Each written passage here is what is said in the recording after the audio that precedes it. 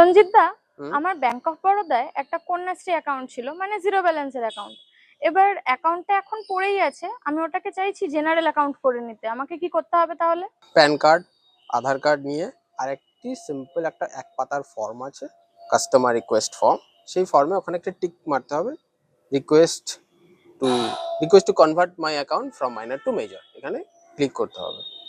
আর PAN Aadhaar xerox original নিয়ে গিয়ে বলতে হবে ব্যাংকে যে আমার অ্যাকাউন্টটি মাইনরে আছে, এটিকে মেজরে কনভার্ট করে দিন।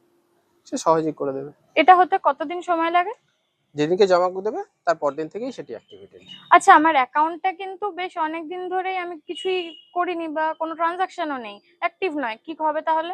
ওই একটি ফর্ম ফিল আপ করতে হবে, কাস্টমার রিকোয়েস্ট ফর্ম। ওখানে একটি অপশন পাবে যে request to active my account বলে অ্যাকাউন্ট নাম্বার মেনশন করে দেবে, সই করে দেবে, তোমার অ্যাকাউন্ট অ্যাক্টিভ করে দেবে। কিন্তু শর্ত হচ্ছে দুদিনের মধ্যে, তোমাকে ইমিডিয়েটলি দুদিনের মধ্যে একটা ট্রানজাকশন করতে হবে এবং প্রতি 3 মাসে একটা করে ট্রানজাকশন করতে হবে। ট্রানজাকশন মানে উইথড্রল, টাকা তুলতে হবে।